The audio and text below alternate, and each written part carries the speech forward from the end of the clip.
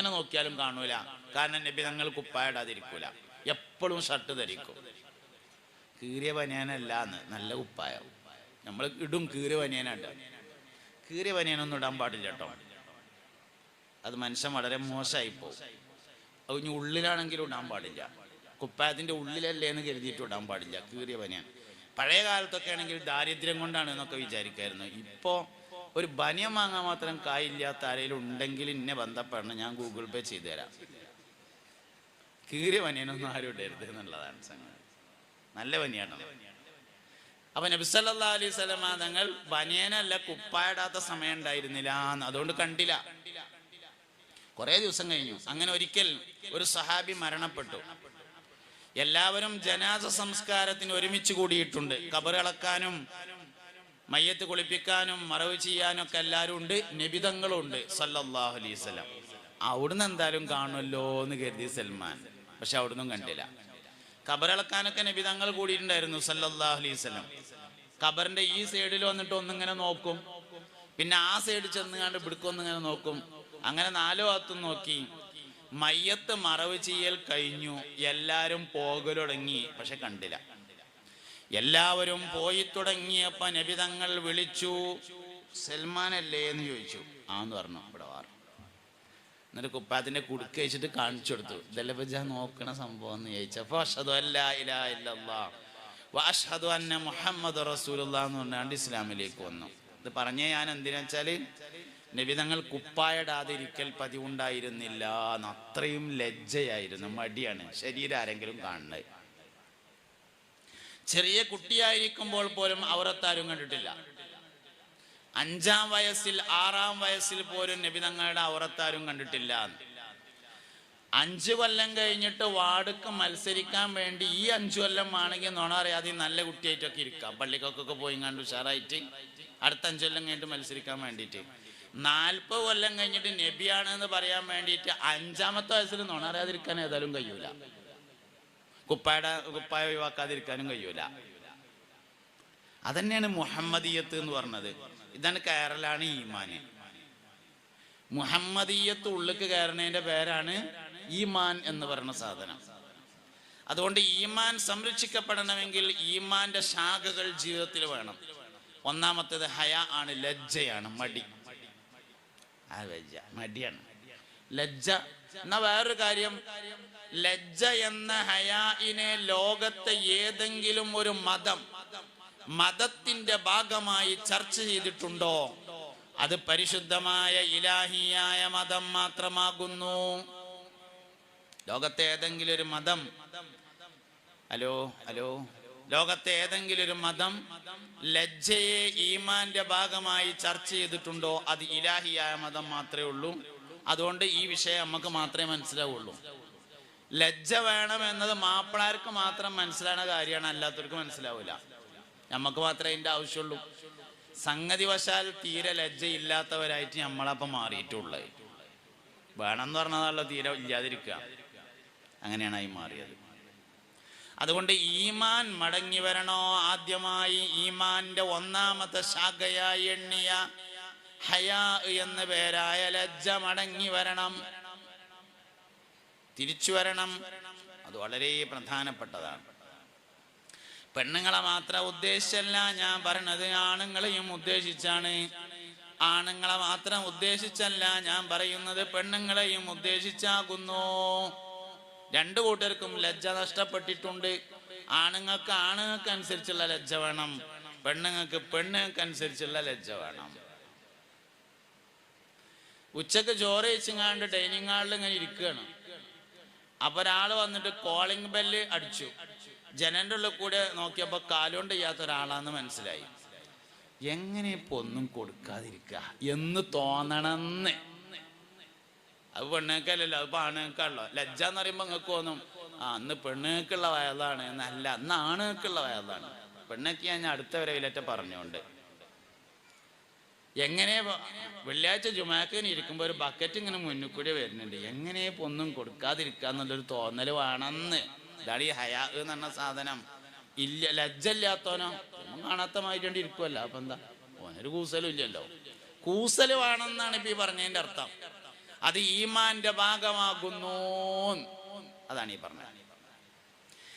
ഒരാള് ഞാൻ എൻ്റെ ഭാര്യയുമായി ഇണ ചേർന്നു എന്ന് പറയൽ കറാഹത്താണ്, ചെയ്യൽ സുന്നത്താണ്, അല്ലെങ്കിൽ ജായിസാണ്. ചുരുങ്ങിയത് ഹലാലാണ്, സുന്നത്താന്ന് അഭിപ്രായമുണ്ട്. ജിമാ ചെയ്യൽ സുന്നത്താണ്. അതേ സമയത്ത് ഞാൻ എൻ്റെ ഭാര്യയുമായി ഇണ ചേർന്നു എന്ന് പറയൽ കറാഹത്തായി.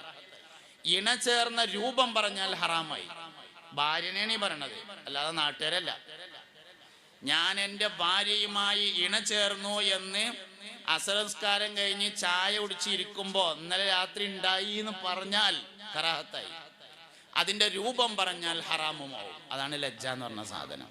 ഇനി നിങ്ങൾക്ക് മനസ്സിലായില്ലെങ്കിൽ അള്ളാന്റെ ദുന്യാവെന്നോട്ട് മനസ്സിലാവൂല്ല കേട്ടോ. ലവുമാണല്ലോ പറയാം.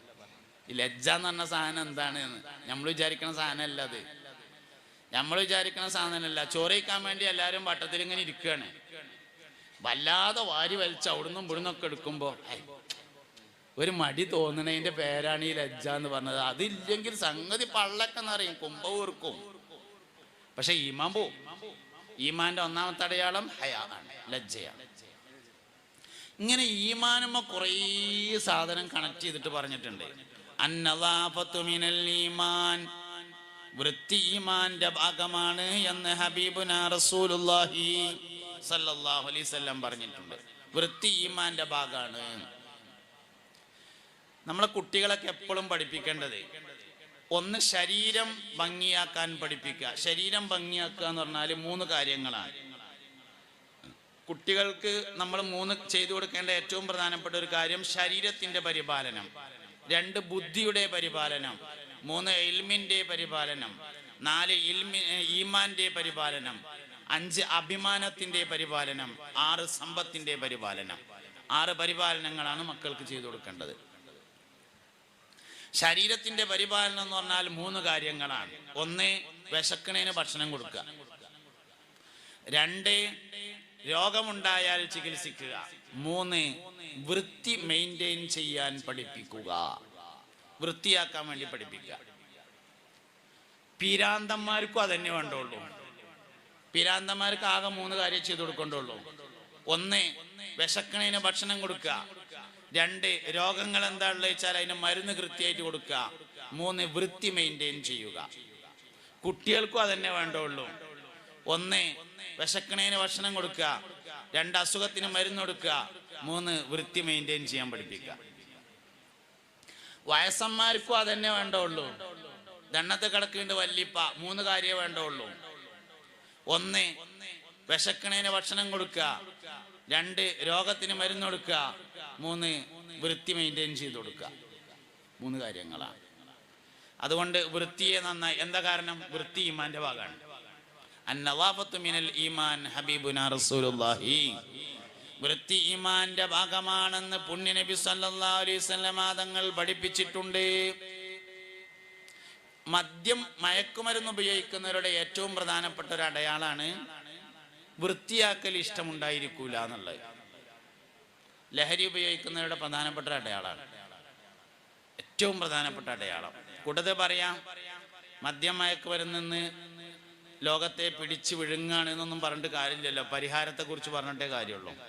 എല്ലായിടത്തും ഉണ്ട്, വ്യാപകമായി. എന്താ നമ്മൾ വേണ്ടത്? 3 കാര്യങ്ങളാണ് മയക്കുമരുന്നിനെതിരെ വേണ്ടത്. 3 കാര്യങ്ങൾ.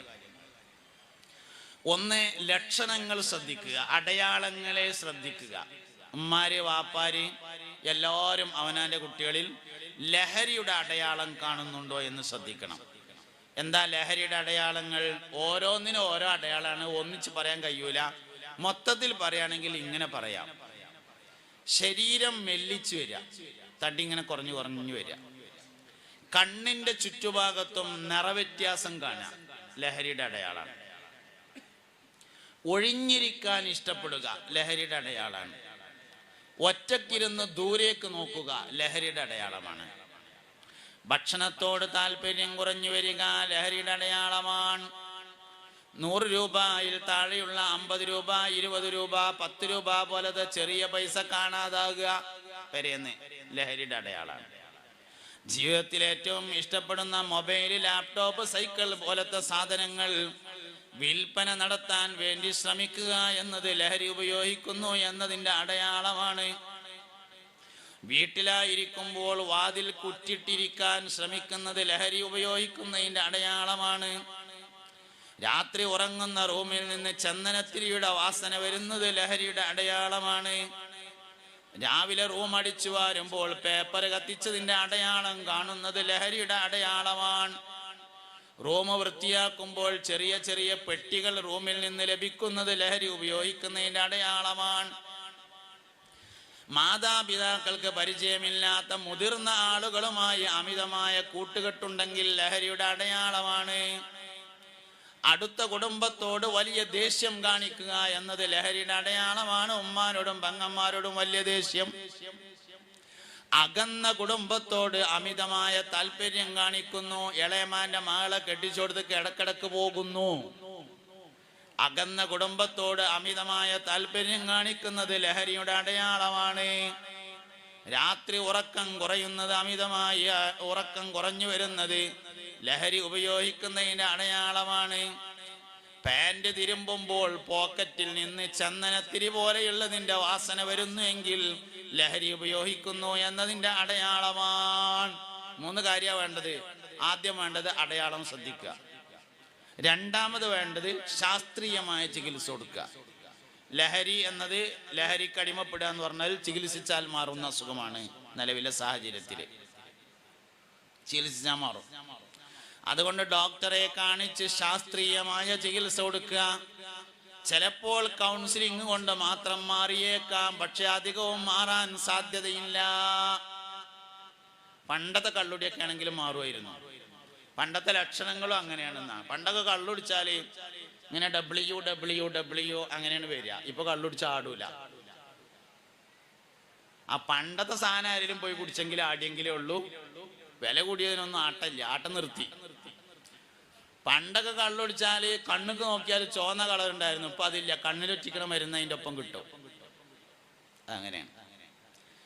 പണ്ടൊക്കെ കള്ളുടിച്ചാൽ അടുത്തേക്ക് വരുമ്പോൾ ഒരു വാസന ഉണ്ടാവും. ഇപ്പൊ വാസന ഉണ്ടാവില്ല. കാരണം എന്താ വെച്ചാൽ അതിൻ്റെ ഒപ്പം തൊള്ളയിലോട്ടുള്ള ഒരു പാക്കും കൂടിയും കൊടുക്കും. ഊതിൻ്റെ ഒക്കെ വാസന ഇക്കാരം. കള്ളുടിച്ച് വരുന്ന ആളെ കണ്ട ചിലപ്പം ദുബായിൽ നിന്ന് ഇപ്പൊ എയർപോർട്ടിൽ നിന്ന് ഇറങ്ങി വരിക എന്നൊക്കെ തോന്നുന്നു. ഊതിൻ്റെ ഒക്കെ വാസനയുള്ള പാക്ക് എന്നിട്ട്. അപ്പൊ ആ അടയാളമൊന്നും നടക്കൂല. പഴയ അടയാളമൊന്നും ഇപ്പൊ ഇല്ല. പുതിയ അടയാളങ്ങളാണ്. ഇനിയും മാറും. ഇപ്പൊ നിലവിലുള്ള അടയാളങ്ങളൊക്കെ പറഞ്ഞു എന്നേ ഉള്ളൂ ഞാൻ. അപ്പൊ ഒന്നാമത് അടയാളം നോക്കുക. രണ്ടാമത് ചികിത്സിക്കുക. അഡിക്ഷനെ ചികിത്സിക്കുക. എല്ലാ അഡിക്ഷനുകളും മാറുന്നതാണ്. ഇനിയിപ്പോ ലഹരിയേക്കാൾ വലിയ അഡിക്ഷൻ വേറെ ഉണ്ട് കേട്ടോ. ലഹരി ഒന്നല്ല വലിയ അഡിക്ഷൻ. ഏറ്റവും വലിയ അഡിക്ഷൻ ഗെയിം അഡിക്ഷനാണ്. ലഹരിയേക്കാൾ വലിയ അഡിക്ഷനാണ് ഗെയിം അഡിക്ഷൻ എന്ന് പറയുന്നത്.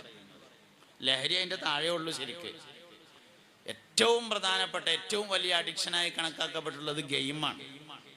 അതിൻ്റെ താഴെയാണ് ലഹരി ഉള്ളത്. എല്ലാവർക്കും ഉള്ളൊരു അഡിക്ഷൻ ഉണ്ട്. ഷോപ്പിംഗ് അഡിക്ഷൻ എന്ന് പറഞ്ഞ സാധനം ഒഴിവാണ്. പ്രത്യേകിച്ചൊന്നുമില്ല. എന്നാൽ നമ്മളൊന്ന് സൂപ്പർ മാർക്കറ്റിൽ പോകുക പറഞ്ഞാണ്ട് ആ വണ്ടീൻ്റെ എടുക്കുക, അങ്ങോട്ട് ഉന്തിയിട്ട് കാണുന്നതൊക്കെ വലിച്ചിടുക. അവസാനം കീശയിലുള്ള കായൊക്കെ കടന്നിട്ട് കഴിഞ്ഞപ്പോൾ ATM കാർഡ് കൊടുക്കുക. അഡിക്ഷനാണ് സാധനം. സൂപ്പർ മാർക്കറ്റിലേക്ക് പോണതിന് കുഴപ്പമൊന്നുമില്ല. ആദ്യം നമുക്ക് എന്തൊക്കെ വാങ്ങേണ്ടതെന്നുള്ളതിൽ തീരുമാനം വേണം. അങ്ങനെ ചെന്നതിൻ്റെ ശേഷം നമ്മൾ വാങ്ങാൻ ചെന്ന സാധനങ്ങൾ വാങ്ങുക, അതിൻ്റെ ബില്ലടച്ചങ്ങാണ്ട് പോരുക. അല്ലാത്തത് അഡിക്ഷനാണ്. ശരിക്കും കണ്ടാൽ വാങ്ങാൻ തോന്നുക എന്നുള്ളത് അതും ഒരു അഡിക്ഷനാണ്. പക്ഷെ നോർമലാണ്. വലിയൊരു കുഴപ്പമൊന്നുമില്ല എന്ന് മാത്രം. കായ് കുറച്ചാണ്ട് പോകുന്നേ ഉള്ളൂ, ഒന്നും സംഭവിക്കൊന്നുമില്ല. അതേ സമയത്ത് ഗെയിം അഡിക്ഷൻ അങ്ങനെയല്ല. ഗെയിം അഡിക്ഷൻ ജീവൻ കളയും. മറ്റൊന്നാണ് ലഹരിയുടെ അഡിക്ഷൻ എന്ന് പറയുന്നത്. ലഹരി അഡിക്ഷൻ ചികിത്സിച്ചാൽ മാറും. അപ്പോൾ ഒന്നാമത്തേത് അടയാളങ്ങൾ ശ്രദ്ധിക്കലാണ്. രണ്ടാമത്തേത് ചികിത്സിക്കലാണ്. മൂന്നാമത്തൊരു കാര്യം കൂടിയുണ്ട്. എവിടെ നിന്നാണോ ഈ മുസീബത്ത് പിടികൂടിയത് ആ വഴിക്ക് പിന്നെ പറഞ്ഞേക്കാൻ പാടില്ല. കാരണം ലഹരിയുടെ ഉപയോഗം എന്നത് പൈശാചികതയാണ്. അത് മടങ്ങി വരും. അതുകൊണ്ട് ആ വഴിക്ക് പിന്നെ പറഞ്ഞേക്കാൻ പാടില്ല. എത്ര ഉറുപ്പ്യന്റെ നഷ്ടം ഉണ്ടായാലും ശരി, എത്ര രൂപയുടെ നഷ്ടം ഉണ്ടായാലും ശരി, ഉടച്ചോനെ റബ്ബേ ഇങ്ങോട്ട് നോക്കി മനുഷ്യന്മാരെ, എത്ര ഉറുപ്പ്യന്റെ നഷ്ടം ഉണ്ടായാലും ശരി, ഏത് കോഴ്സ് നഷ്ടപ്പെട്ടാലും ശരി, ഏത് ഹോസ്റ്റലിൽ നിന്ന് പോരേണ്ടി വന്നാലും ശരി, ഏത് സൂപ്പർ മാർക്കറ്റ് ഒഴിവാക്കേണ്ടി വന്നാലും ശരി, എവിടുന്നാണോ തുടങ്ങിയത് അവിടേക്ക് പിന്നെ പറഞ്ഞേക്കാൻ പാടില്ല. പറഞ്ഞയച്ചാൽ രണ്ടാമത് പിടികൂടും. ലഹരിക്ക് അങ്ങനെ ഒരു കുഴപ്പമുണ്ട്. ഒരാൾ കള്ളുടിച്ചിരുന്ന ആൾ മുസ്ലിമായി എന്ന് വിചാരിക്കുക. 4 കൊല്ലം കഴിഞ്ഞ് കള്ളുഷാപ്പിൻ്റെ അടുത്ത് എത്തിയാലും ഓന് പിന്നെയും കുടിച്ചാൽ തോന്നും. വിശ്വാസം കൊണ്ട് സ്വഭാവം മാറൂല എന്നാണ്. സ്വഭാവം തലമുറകൾ മാറിയാലേ മാറുള്ളൂ. അവർ സ്വഭാവം വന്നു പെട്ട് കഴിഞ്ഞാൽ പിന്നെ പോകാൻ വലിയ പ്രയാസമാണ്. അതുകൊണ്ട് ആ സാഹചര്യത്തിൽ നിന്ന് അവനെ മാറ്റണം. സാഹചര്യം പഴയത് തന്നെയാണെങ്കിൽ പഴയതിലേക്ക് മടങ്ങും. അത് ഞാൻ 10,000 ഉറുപ്പ്യൻ്റെ ഗുളി കൊടുത്തു എന്നൊന്നും പറഞ്ഞിട്ട് കാര്യം ഉണ്ടാവില്ല. 8 ദിവസം ഓനെ അഡ്മിറ്റ് ആക്കി എന്നൊന്നും പറഞ്ഞിട്ട് കാര്യം ഉണ്ടാവില്ല. പഴയ സാഹചര്യത്തിലേക്ക് മടങ്ങിയാൽ പഴയതുപോലെ കുടിയനാവും. അപ്പൊ കൂട്ടത്ത് പറഞ്ഞതാണ് നദാഫത്ത് പറഞ്ഞതാണ്, വൃത്തിയെക്കുറിച്ച് പറഞ്ഞതാണ്. ലഹരി ഉപയോഗിക്കുന്നവർക്ക് വൃത്തിയാക്കാൻ ഇഷ്ടമുണ്ടായിരിക്കില്ല. കുളിക്കാൻ ഇഷ്ടം ഉണ്ടാവില്ല, ബാത്റൂം പോകാൻ ഇഷ്ടം ഉണ്ടാവില്ല, മൂത്രമൊഴിക്കാൻ ഇഷ്ടം ഉണ്ടാവില്ല.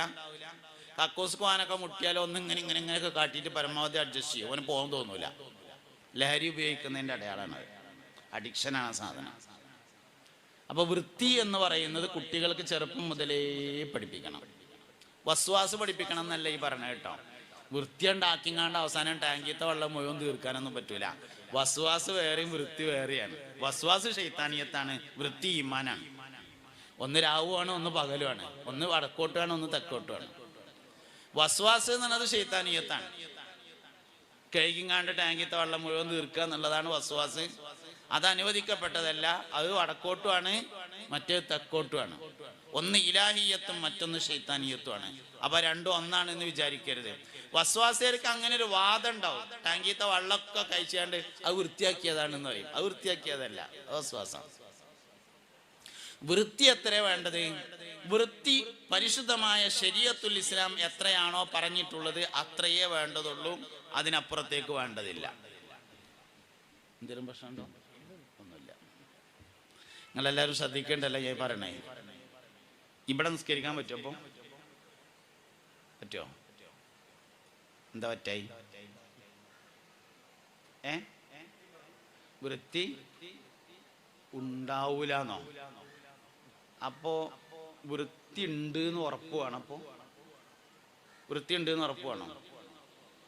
ഉറപ്പ് വേണോ? അത് ശരി. അപ്പൊ ഇവിടെ കേൾക്കേണ്ടി വരും ഏതായാലും അല്ലേ? പിന്നെ വൃത്തി ഉണ്ട് എന്ന് ഉറപ്പില്ലെങ്കിൽ നേസാണെന്നല്ലേ അതിന്റെ അർത്ഥം. സത്യത്തിൽ വൃത്തിക്കാൻ നജസിനെ ഉറപ്പ് വേണ്ടേ? വൃത്തിക്കാൻ നജസിനെ ഉറപ്പ് വേണ്ടേ? നജസിനല്ല ഉറപ്പ് വേണ്ടേ? അപ്പൊ വൃത്തിക്ക് ഉറപ്പ് വേണ്ടല്ലോ. ഈ സാധനം നജസാണെന്ന് ഉറപ്പുണ്ടെങ്കിൽ കഴുകണമെന്നാണോ, വൃത്തിയാണെന്ന് ഉറപ്പായാൽ ഉപയോഗിക്കാം എന്നാണോ നിയമം? ഏതെങ്കിലും ഒന്നേ ഉണ്ടാവുള്ളൂ, ഒന്ന് സംശയം ഉണ്ടാവുള്ളൂ. ഏതാ നിയമം? ഇത് നജസാണെന്ന് ഉറപ്പുണ്ടെങ്കിൽ കഴുകണമെന്നല്ലേ നിയമം. നജസാണെന്ന് ഉറപ്പില്ലാത്ത കാലത്തോളം ഈ സാധനം എന്താണ്? ശുദ്ധിയുള്ളതാണ്. അപ്പൊ അവിടെ നിസ്കരിക്കാൻ പറ്റുമോ? പറ്റും. എത്ര കാലം പറ്റും? നജസാണ് എന്ന് ഉറപ്പ് വരാത്ത കാലത്തോളം പറ്റും. നമ്മൾ നേരെ ഓപ്പോസിറ്റാ മനസ്സിലാക്കിയിട്ടുള്ളത്. ത്വഹാറത്തിനല്ല ഉറപ്പ് വേണ്ടത്, നജസിനാണ് ഉറപ്പ് വേണ്ടത്. ശുദ്ധിക്ക് ഉറപ്പ് ആവശ്യമില്ല. നജസാണെന്ന് ഉറപ്പില്ലാത്ത എല്ലാ സ്ഥലവും ശുദ്ധിയുള്ളതാണ്. നമ്മൾ നേരെ ഓപ്പോസിറ്റ് മനസ്സിലാക്കിയതാണ് പ്രശ്നം. ഞാൻ ഇന്ത്യൻ പുറമെ 66 നജസുകൾ വിട്ടുവീഴ്ചയുണ്ട് എന്ന് എല്ലാ ഫിഖിന്റെ കിതാബിലും പറഞ്ഞിട്ടുണ്ട്.